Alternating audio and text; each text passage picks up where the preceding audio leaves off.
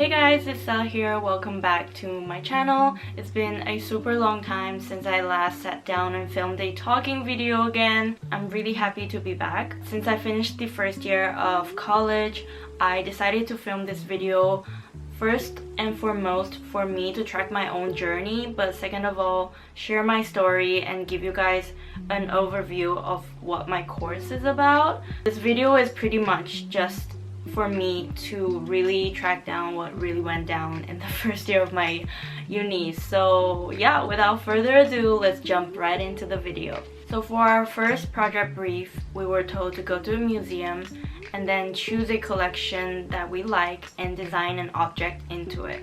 This object is supposed to develop the collection and expand the collection in any way possible, really. Like, the more creative you are with it, the better it is, I guess. We were told to go to the V&A in London, which was huge and had so many different cultural artifacts and design artifacts from all over the world. But personally, what I was most intrigued about was Japanese woodblock prints, because I had some previous knowledge on it, but I never really fully made a woodblock print on my own, so I decided to try something new. At this point, I had come from a fine art background and my works gravitated towards like my culture as well as my family. I was really naive at this point, thinking woodblock print would be really easy, but turns out it actually requires so much technical skills and knowledge in woodblock printing.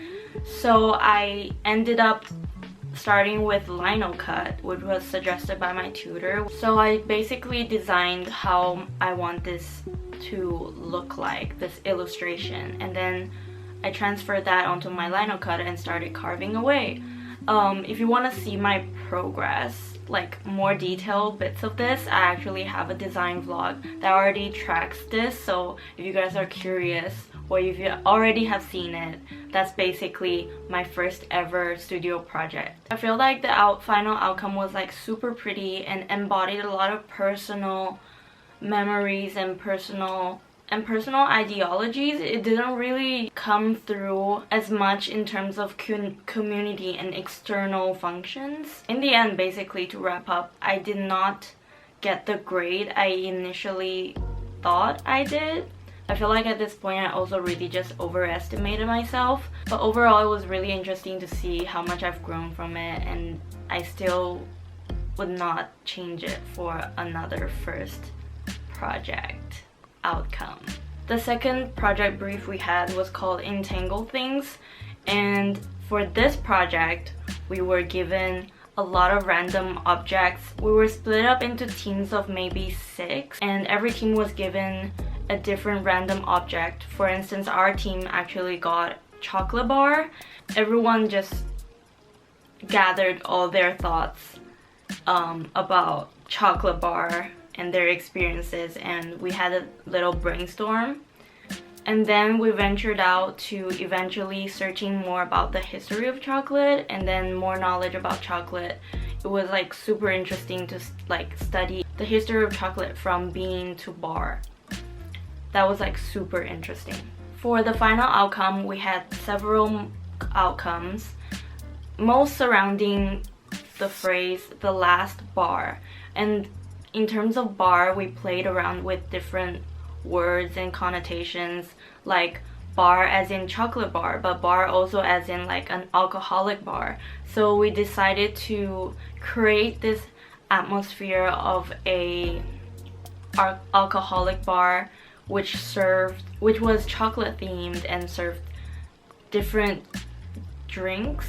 We had several drinks tracking the timeline and history of chocolate from bean to bar. We also designed our own chocolate bar. It was like this huge, like strange hybrid bar that we designed. I'm gonna show you guys a photo, which was like super interesting, and one of our teammates like stayed up so late to melt everything and just put this whole entire bar together. The tutors were very impressed, and I was also in charge of designing the packaging for this bar, which was very very interesting to me because it was like my first time diving into the world of graphic design, and also just like using mock-ups, which was like super new and interesting to me. Our third project, or so-called project 1.3, I feel like it took a special place in my heart because this project is a film project. Yeah, I know it's quite shocking to like, what? Like a film project in a design course, but our course is like super unique, and just seeing film, and I felt like I really like deeply resonated with it because I had a hobby of like filmmaking. Even though it's like not professional at all, it really sparked inside of me. For this brief, it was called For the Love Of. Again, we were split up into teams of 4, and then we were given different random objects. Actually, this time we were able to choose what we wanted to focus on. Our team decided to go with the theme of knots, so immediately we dived into a brainstorm and everyone came up with their area of interest. I decided to investigate the significance of knots in different cultures, most specifically in Chinese culture, but my teammates worked on knots in fashion, as well as knots in sailing and shoelaces, and knots as in the emotional kind of bond. And I feel like for this project we really had to venture out and just interview people in different realms and different areas of interest. They're like drastically different people, but in the end they're all tied together by this simple notion of knots. I just find that super interesting. Like, for instance, I interviewed my family, I interviewed my sister, and we also had to go to like a sailing shop to interview one of the employees there who were really sweet. And it's just like the people we've interviewed and we've got in touch with because of this project as well. It's like this whole sense of community. So yeah, I really enjoyed that kind of atmosphere. The fourth project I had was actually a site-based project. This came to me as another surprise, and I was kind of dreading it because I just had zero previous experience with architecture or like site-based projects, so I was really intimidated by this one. And for this project we were actually split into a team of like 10 people, and I realized I don't really enjoy being with so many people in one team. It was interesting that we had a lot of different ideas and thoughts we could discuss about, but I feel like it was really hard to arrive into one conclusion, especially our course is so abstract and broad. And also this project was conducted during when the whole pandemic happened, so in the middle of this project we had to suddenly like wrap things up really quickly and just wrap up on our work. So I feel like this sudden intrusion of like, we were suddenly interrupted, and yeah, overall I wasn't that interested in this project, so I'm just gonna be brutally honest. But yeah, overall this project was just really chaotic and confusing. So now we have finally come to project 1.5, which is my last studio project of first year. I feel like this project brief is the most difficult one, which makes sense because it's the last one of the first year. But basically for this brief we had to write our own brief and produce our own design outcomes according to the brief we've written.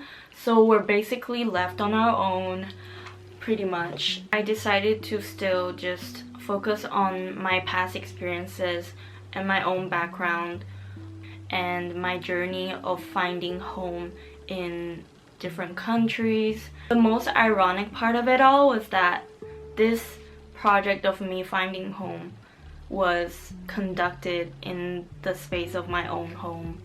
Because of the pandemic, I had to stay home. I was forced to stay home. So all of this was like at home, kind of ironic and funny. And yeah, basically this entire project surrounds my journey of finding home, and I really dig deep down to dismantle and investigate what home can be. I feel like our wide perception of home is like a physical place, a house, but I started investigating home not only as a physical place, but perhaps home in memories, home in people, in relationships, home in emotions as well. I began with studying my own personal space and my own habits, including my hobbies of filming YouTube videos and how YouTube can be a home to me, plus different objects that constitutes home for me and constitutes this personal space for me where I feel safe. So I started this project with brainstorming and studying what home can mean to me personally. But after thoroughly studying myself, I decided I want to study others and what home means to the community around me or to other people. I started reaching outwards, designing this questionnaire to people, asking what home can mean to them, and received so many different responses that just really was heartwarming to me. So initially for this project, we were supposed to be given an exhibition space, a physical exhibition space that allowed us to demonstrate all of our works, but because of the pandemic, we had to come up with interesting solutions to replace that. So my final outcome for this project was different prompts that asked people what home means to them. For instance, today's prompt will be an object that is home to you, and then tomorrow it will be a sound that is home to you, and then a sentence that is home to you. I started asking people and collecting responses for each day. Each prompt was made into a video, and this ended up being displayed or uploaded onto a YouTube channel that was created for people to reconnect with each other and also for them to find home. But basically for this project, it was tracking my own journey of finding home, and then I used my own template for other people to find home. And the final outcome was this YouTube channel and also this several videos.